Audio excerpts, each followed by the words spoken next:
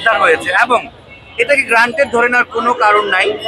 এই জুলাই বিপ্লবের যদি এই বিচার না হয়, এই ফ্যাসিবাদের যদি বিচার না হয়, এই খুনিদের যদি বিচার না হয়, এই নববর্ষ পরবর্তীতে যে আমরা আশা করতে পারি সেটা কিন্তু নিশ্চিত নয়। তাই আমরা মনে করি জুলাই হত্যার বিচার আগে সর্বপ্রথমে প্রয়োজন, তারপরে সংস্কার, তারপর নির্বাচন। বাংলাদেশ স্থিতিশীল অবস্থায় থাকতে হলে আমি ব্যক্তিগতভাবে, আমি কোনো দলের না, আমি কোনো সংগঠনের না, আমি একটা সাধারণ মানুষ, মিডিয়া কর্মী, আমি মনে করি ডক্টর ইউনূসকে আরো 5 থেকে 10 বছর এই দেশে ডক্টর ইউনূস আপনাদের টিকে দিয়েছে। আপনারা যদি বুঝতে না পারেন, আপনাদের মতো দুর্ভাগা বাঙালির কোথাও নাই। এত বছর আপনারা এমন করেননি, এত বছরে আপনারা এমন রমজান মাস কাটান নেই, আপনারা কবে 20 টাকা পেঁয়াজ খেয়েছেন? আপনারা কবে 15 টাকার কাঁচামরিচ খেয়েছেন বলেন?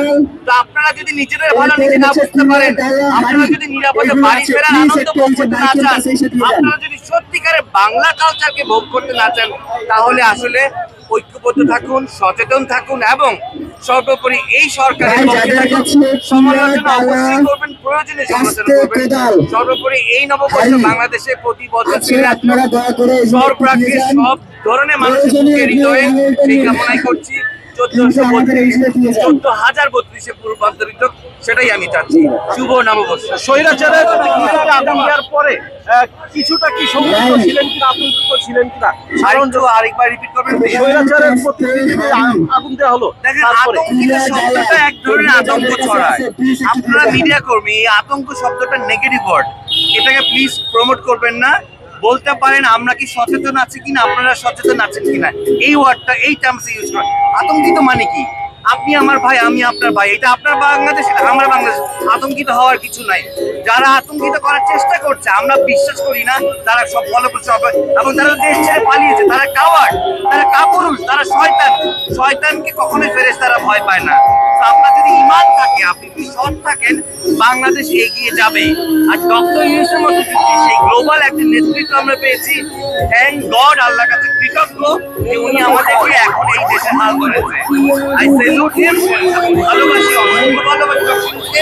সর্বাগ্রে দেশ, এখানে কম্প্রোমাইজের কোনো সুযোগ নাই। সবচেয়ে আমাদের দেশকে ভালোবাসতে হবে, মাকে ভালোবাসতে হবে। কোরআনে বলা হয়েছে সবার আগে মা, তেমনি সবার আগে দেশ। এগিয়ে যাক বাংলাদেশ। অনেকে নির্বাচন নিয়ে কথা বলছে, আসলে নির্বাচন দেওয়ার মতো কি পরিস্থিতি এসেছে? নির্বাচন প্রক্রিয়া একটা রাজনৈতিক প্রক্রিয়া, এটা একটা রাজনৈতিক অধিকার। নির্বাচন চাওয়াটা অন্যায় কিছু না, কিন্তু নির্বাচনে যে যদি সেই ফ্যাসিবাদ গভর্নমেন্টের একই রেপুটেশন হয়, তাহলে তো এই নির্বাচন কোনো লাভ নেই। সেই গভর্নমেন্টের যদি নতুন করে আবার মূলাচুলায় আবার সেই স্বৈরশাসক রূপান্তরিত হয় এবং অর্থ পাচার হয়, তাহলে কি দরকার? আমার কাছে মনে হয় যে সংবিধানটা নতুন করে নতুন বিনির্মাণ প্রয়োজন এবং এই আইন বিশ্লেষণরা বিশ্লেষণ করবে। সময় নেই, অস্থিরতার কিছু নাই, স্টেবিলিটি আছে। হ্যাঁ, ক্ষুদ্র ক্ষুদ্র কিছু ঘটনা ঘটছে, এটা ফার্স্ট ওয়ার্ল্ড কান্ট্রিতে ঘটে। এই ছোট একটা দেশে এমন কিছু ঘটবে না, এটা তো আশা করা যায় না। এত বড় গণ অভ্যুত্থানের পর এই যে স্টেবিলিটি, এটা কোন দেশে, কোন এক্সাম্পল আপনি আমাকে দেখাতে পারবেন পৃথিবীতে?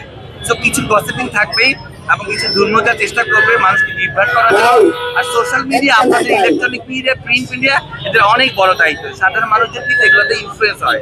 ওরা আমাদের মধ্যে সবাই তার যাচাই বাছাই করতে পারে না, যেটা দেখে রিপোর্ট দেখে কমেন্ট করে ভাবে ধরে নিচ্ছে ও বুঝে এটা হচ্ছে। বাট আপনাদের অনেক বড় দায়িত্ব, আপনাদের সত্যি দেশকে ভালোবাসেন, বস্তুনিষ্ঠ সত্য নিউজটাকে প্রচার করবেন। ধন্যবাদ।